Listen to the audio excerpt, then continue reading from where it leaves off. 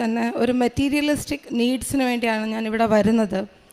അതിൽ ആദ്യത്തേതായിരുന്നു എൻ്റെ IELTS എക്സാമിനേഷൻ്റെ പാസ്സാകുക എന്നുള്ളത്. എനിക്ക് ഇംഗ്ലീഷ് ലാംഗ്വേജ് അത്ര വലിയ പാടുള്ളതൊന്നും അല്ലായിരുന്നു. ഞാൻ അതിനു മുൻപ് OET 2 തവണ എഴുതിയിട്ടുണ്ട്. ഞാനൊരു നേഴ്സാണ് ബേസിക്കലി. OET എഴുതിയപ്പം എൻ്റെ ഏറ്റവും സ്ട്രെങ്ത് ഏതിലായിരുന്നോ അതാണ് എനിക്ക് കിട്ടാതെ പോയത്. അതായത് റൈറ്റിംഗ്. ഞാൻ ഒരുപാട് എഴുതുന്ന ആളാണ്. അതുകൊണ്ട് ഏതൊരു ടോപ്പിക് എനിക്ക് തന്നാലും അതിനെക്കുറിച്ചൊരു 4-5 പേജ് എനിക്ക് എഴുതാൻ പറ്റും. എൻ്റെ കോളേജ് ലൈഫ് മുതൽ എൻ്റെ ഫ്രണ്ട്സ് എന്നെ അത് പറഞ്ഞ് കളിയാക്കാറുണ്ട്.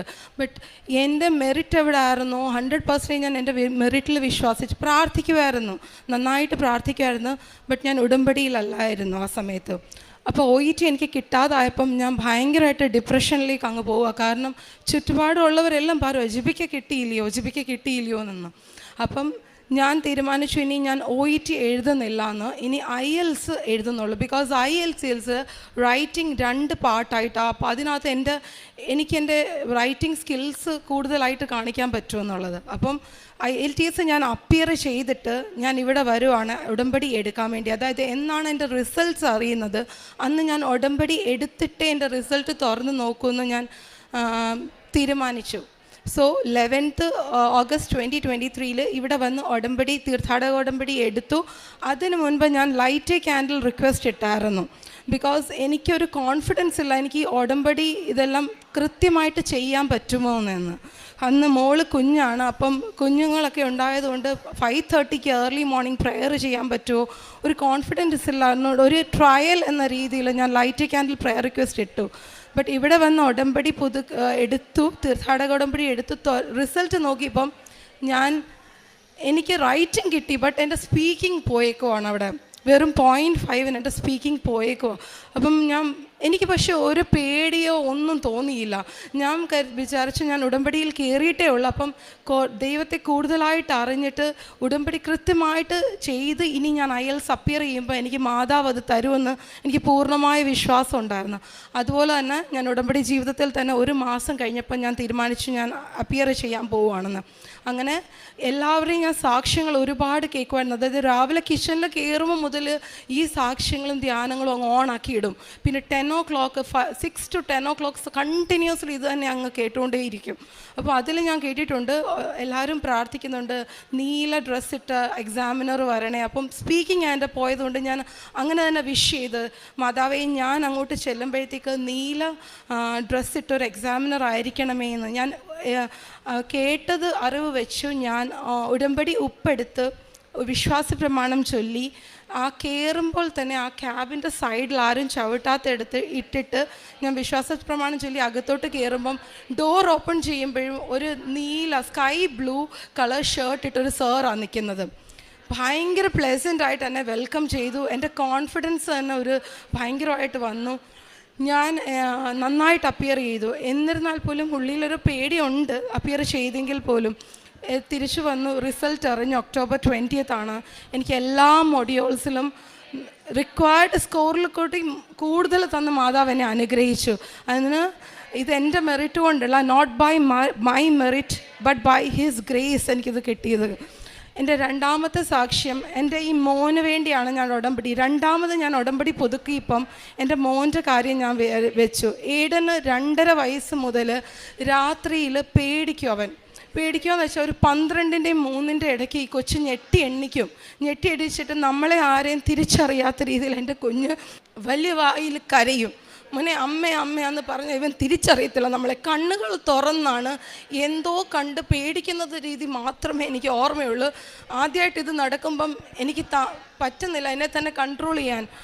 എന്തുവാന്നുള്ളത് പിശാച് കയറി യൂട്യൂബിൻ്റെ ഫേസ് അങ്ങ് എക്സ്പ്രഷൻ തന്നെ അങ്ങ് ചേഞ്ച് ആവും. സാത്താൻ കാണിക്കുകൊണ്ട് നമ്മളെ തള്ളിക്കളയും അവനങ്ങ്. അപ്പം ഫസ്റ്റ് ഉടമ്പടിയിൽ ഞാൻ ഇവനെ വെച്ചു. കാരണം ഇവന് 7 വയസ്സ് 8 വയസ്സ് വരെ ഇത് നടന്നുകൊണ്ടേ ഇരിക്കും ഈ സംഭവം. ആദ്യമൊക്കെ മാസത്തിൽ ഒരിക്കലാകുന്നത് പിന്നീട് മാസത്തിൽ 4-5 തവണ ആഴ്ചകളിൽ ദിവസം ഉണ്ടാകാറ്. ഒരു 8 years വരെ ഞാൻ 12 to 3 o'clock സ്വസ്ഥമായിട്ട് ഉറങ്ങിയിട്ടില്ല. കാരണം എനിക്ക് ഉറക്കത്തിൽ ഞാൻ ഞെട്ടി എണ്ണിക്കുമ്പോൾ പേടിയാണ്.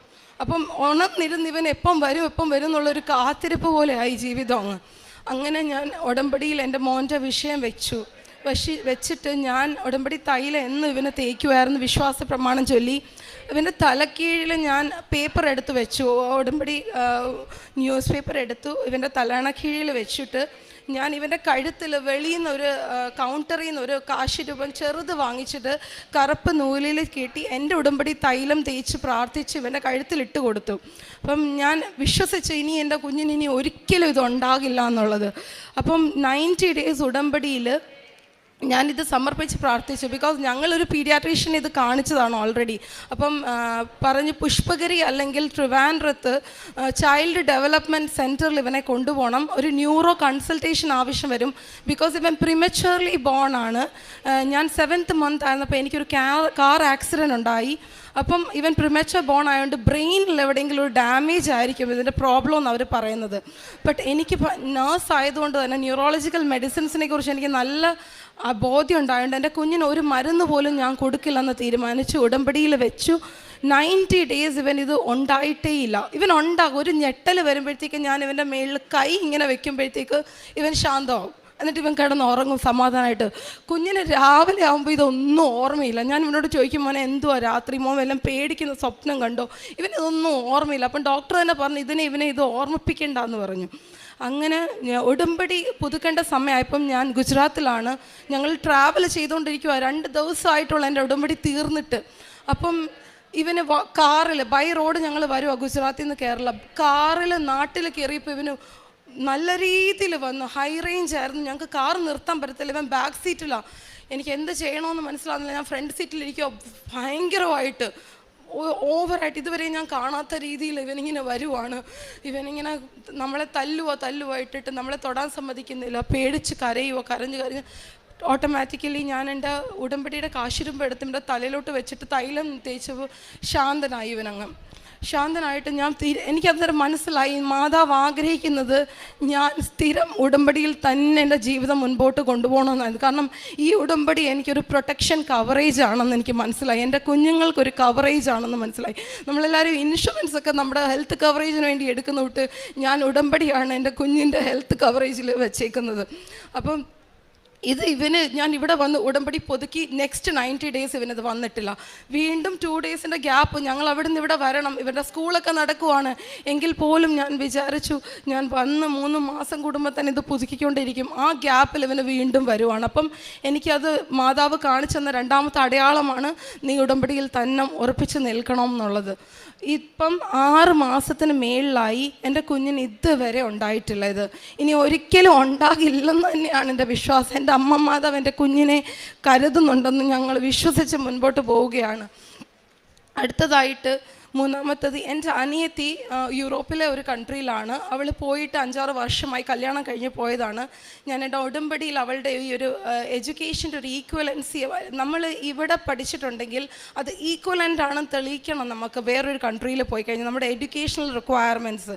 അപ്പം അവൾക്കല്ലെങ്കിൽ അവിടെ ജോലി ചെയ്യാൻ പറ്റത്തില്ല. അപ്പോൾ അവിടുത്തെ എംബസിയിൽ നിന്ന് ഇവൾ പഠിച്ച യൂണിവേഴ്സിറ്റിയിലേക്ക് അവർ മെയിൽ അയച്ചു, ഇത് ഈക്വലൻ്റ് ആണോ, ഇവിടെ പഠിച്ചിട്ടുണ്ടോ.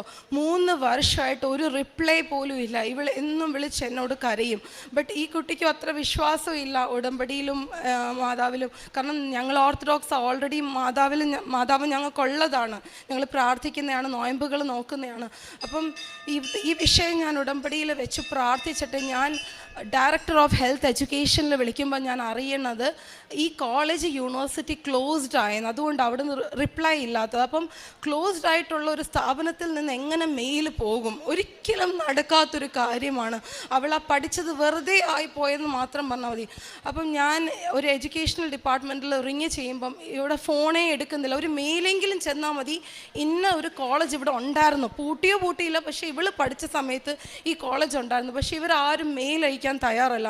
അങ്ങനെ ഞാൻ എൻ്റെ കാശ് രൂപം എൻ്റെ ഫോണിൻ്റെ മേളിൽ വെച്ച് പ്രാർത്ഥിച്ചിട്ട് ഇനിയും എടുക്കാൻ പോകുന്ന ആരായിരുന്നാലും എൻ്റെ കാര്യങ്ങൾ മനസ്സിലാക്കിയിട്ട് ഒരു മെയിൽ അയക്കണമെന്ന് ഞാൻ പ്രാർത്ഥിച്ചുകൊണ്ട് ഡയൽ ചെയ്യുകയും 100 തവണ വിളിച്ചാൽ പോലും ചിലപ്പോൾ എടുക്കാത്തൊരു ഫോൺ കോൾ അവർ ഒറ്റ കോളിൽ അത് എടുക്കുവാണ്. എടുത്തിട്ട് ഒരു പഞ്ചാബി അയാൾ, ഞാൻ അയാളോട് കാര്യങ്ങളെല്ലാം പറഞ്ഞു, ക്ഷമയോടുകൂടി അയാൾ അതെല്ലാം കേട്ടിട്ട് എന്നോട് പറഞ്ഞു, ഓക്കെ ഞാൻ മെയിൽ അയക്കാം, കൂടുതൽ ഞാൻ അയക്കത്തില്ല, when your sister was studying here ആ കോളേജ് ഉണ്ടായിരുന്നു, ദാറ്റ് വാസ് വാലിഡ്, ഇത്രയും ഞാൻ അയക്കത്തുള്ളൂ എന്ന് പറഞ്ഞു. ഞാൻ പറഞ്ഞു ഓക്കെ. അങ്ങനെ ഞാൻ പക്ഷെ വിശ്വസിച്ചില്ല, ഒരാൾ വേർബലി പറയുന്ന ഒരു കാര്യമാണ് ഇത്രയും ഒരു ഉയർന്ന സ്ഥാനത്തിലിരിക്കുന്ന ഒരാൾ പറയുക.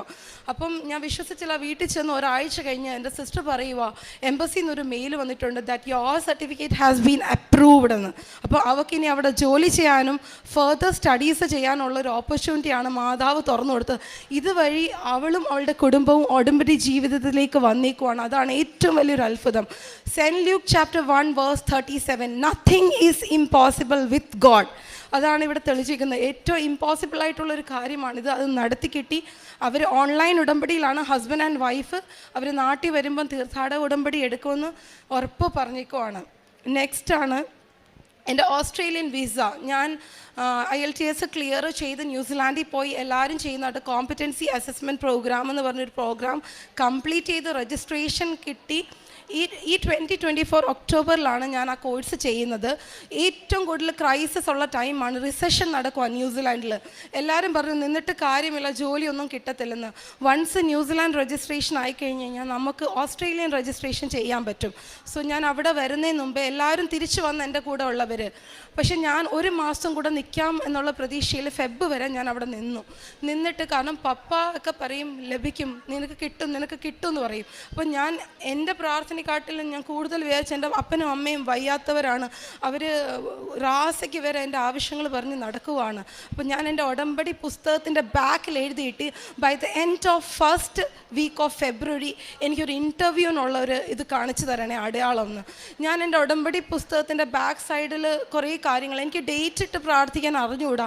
പലതവണ ഞാൻ ഇവിടെ കേട്ടിട്ടുണ്ട് സാക്ഷ്യങ്ങളിൽ ഡേറ്റ് അടിക്കാം. അപ്പോൾ ഒരു കൃത്യ ഡേറ്റ് എനിക്ക് വരുന്നില്ല. ബട്ട് ഞാൻ എഴുതിയിട്ട് ഫസ്റ്റ് വീക്ക് എൻഡ് ആകുന്നതിന് മുമ്പ് എനിക്കൊരു അടയാളം കാണിച്ചതാണ്. അങ്ങനെ എൻ്റെ ഓസ്ട്രേലിയയിലുള്ള എൻ്റെ ഒരു കൂട്ടുകാരി വിളിച്ചിട്ട് പറയും, ഈ ഹോസ്പിറ്റലിൽ വേക്കൻസീസ് വരുന്നുണ്ട്, നീ ഒന്ന് അപ്ലൈ ചെയ്ത് നോക്കടിയെന്ന്. ഞാൻ ഒരിക്കലും വർക്ക് ചെയ്യാത്തത്, എനിക്ക് 0 മെറിറ്റാണ്. ആ ഒരു ഡിപ്പാർട്ട്മെൻറ്റിലേക്ക് എൻ്റെ ഇൻ്റർവ്യൂ വന്നേക്കുവാണ്. ആ ഇൻ്റർവ്യൂ ഞാൻ നന്നായിട്ട് പ്രസൻറ്റ്, കാശ് രൂപ എൻ്റെ കയ്യിൽ മുറുകെ പിടിച്ചിട്ട് ഞാൻ ഇൻ്റർവ്യൂ ഫുള്ള് ഒരു ഫസ്റ്റ് ഒന്ന് വിൽക്കാതെ, ഒരു ആൻസർ പോലും വിടാതെ, ഒരു അറിവും ഇല്ലാത്തൊരു ഡിപ്പാർട്ട്മെൻറ്റ്, മെൻ്റൽ ഹെൽത്താണ്, ഞാൻ വർക്കേ ചെയ്തിട്ടില്ല ആ ഡിപ്പാർട്ട്മെൻറ്റിൽ. ബട്ട് അവർ ചോദിക്കുന്ന ഓരോ ആൻസറിലും അവരാഗ്രഹിക്കുന്നതിലുപരിയായിട്ട് എനിക്ക് സംസാരിക്കാൻ മാതാവ് ശക്തി തന്നു. ഞാൻ അപ്പം അതെൻ്റെ മെറിറ്റ് കൊണ്ടല്ല, എനിക്ക് 0 മെറിറ്റാണ് അവിടെ, ബിക്കോസ് ഞാൻ ആ ഡിപ്പാർട്ട്മെൻറ്റിൽ വർക്ക് ചെയ്തിട്ടില്ല. എന്നെ സെലക്ഷൻ എനിക്ക് കിട്ടി അവിടെ.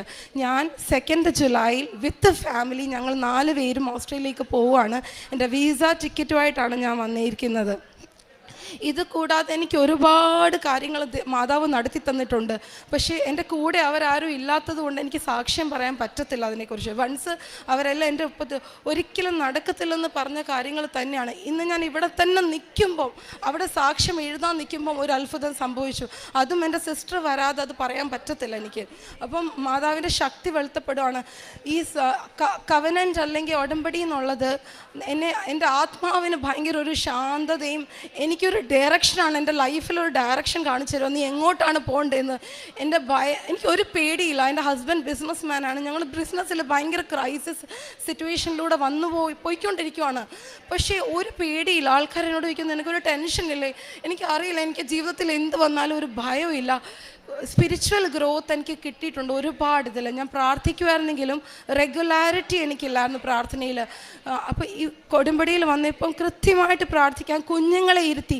മറ്റേതൊരു റീസൺ ആയിരുന്നു, കുഞ്ഞ് കരഞ്ഞു കഴിഞ്ഞാൽ പിന്നെ പ്രാർത്ഥിക്കാമെന്നുള്ള രീതി സമാധാനത്തോടെ പ്രാർത്ഥിക്കുക. ആ പ്രാർത്ഥന പിന്നെ നടക്കാതാവും.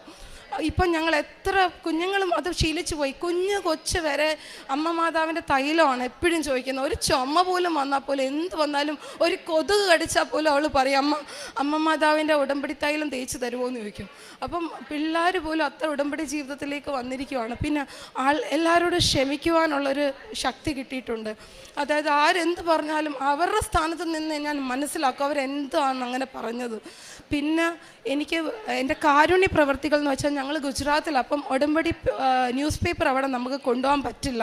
സോ ഞാൻ ഇവിടെ വെച്ച് തന്നെ ഈ ന്യൂസ് പേപ്പേഴ്സ് എല്ലാം കൊടുത്തിട്ടാണ് എല്ലാ തവണയും പോകുന്നത്. ബട്ട് ഞാൻ വാട്സപ്പ് സ്റ്റാറ്റസ് ആയിട്ട് രാവിലെ എണ്ണിക്കുമ്പോൾ ഡെയിലി ബ്രെഡ് കാണും. ആ ഡെയിലി ബ്രെഡിലൂടെ എനിക്കൊരു പ്രചോദനം കിട്ടിയേക്കുവാണ്. എൻ്റെ ഒരു തോട്ട് എൻ്റെ മനസ്സിലേക്ക് കടന്നു വരും. ആ തോട്ടിനെ കുറിച്ച് ഞാൻ ബൈബിൾ വേഴ്സസ് എടുത്തിട്ട് ലൈഫുമായിട്ട് കണക്ട് ചെയ്ത് ഞാൻ എഴുതുന്നത് എൻ്റെ ഒരു ശീലമായതുകൊണ്ട് ഞാൻ എഴുതിയിട്ട് വാട്സാപ്പിൽ സ്റ്റാറ്റസ് ഇടും. ഞാൻ ഉടമ്പടി വന്ന് എൻ്റെ അനുഭവങ്ങൾ പറയുമ്പം എൻ്റെ കസിൻസ്, എൻ്റെ ഫാമിലിയിലുള്ളവർ, എൻ്റെ ഹസ്ബൻഡ് പോലും ഇപ്പോൾ ഉടമ്പടിയിലാണ്. പുള്ളിക്കാരൻ കഴിഞ്ഞ മാസം വന്ന് ഉടമ്പടി എടുത്തു, തീർത്ഥാടക ഉടമ്പടി എടുത്തു. അപ്പം ഞങ്ങൾ ഫുള്ള് ഫാമിലി ഇപ്പോൾ ഒരു കവറേജിനകത്താണ്. ഇത്രത്തോളം അനുഗ്രഹിച്ച് അമ്മ മാതാവിനും തിരുകുമാരനും ഒരു